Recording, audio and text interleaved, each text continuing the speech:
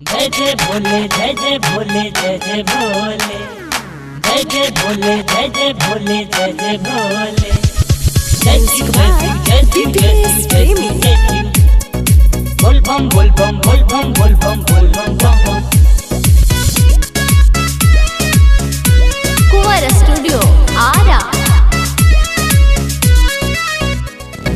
ताजा ताजा भंगरा सजार बरुए भूला के है मन का विचार बरुए जय शिव जय शिव जय शिव जय शिव बोल बम ताजा ताजा भंगरा सजार बरुए भूला के मन का विचार बरुए चल पर्वत पर अकेला भांगे पीसे के हो।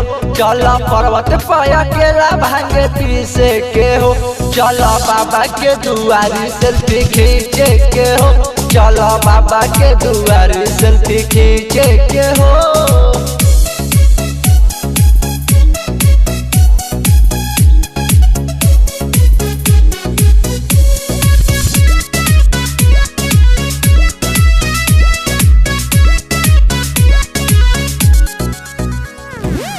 तोहरा जाए के बस के बात नइखे भोले टाइम लिह बात नइखे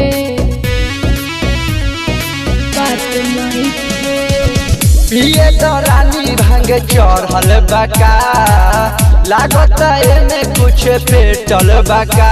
चल बाजत होई डीजे पे नाचे के हो। चल बाजत होई डीजे पे नाचे के हो। चल बाबा के दुआरी सेल्फी खींचे के हो।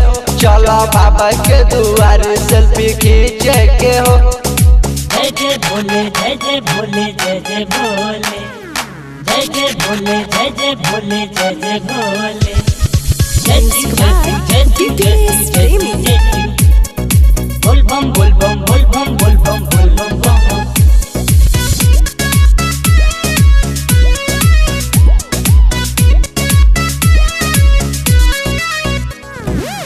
मुकेश पे दर्दिया जी किस जी जहनी तू पिया भांगे छान छान जी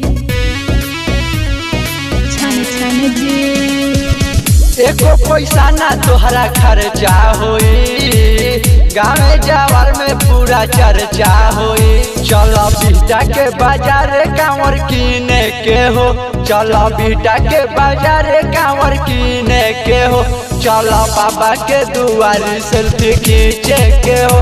चल बाबा के दुआरी सेल्फी खींचे के हो। जब भंगरा सजार बरुए भोला के मन का विचार बरुए चल पर्वत पर अकेला भांगे पीसे के हो। चल पर्वत पर अकेला भांगे पीसे के हो। चल बाबा के दुआरी सेल्फी खींचे के हो। चल बाबा के दुआरी सेल्फी खींचे के हो।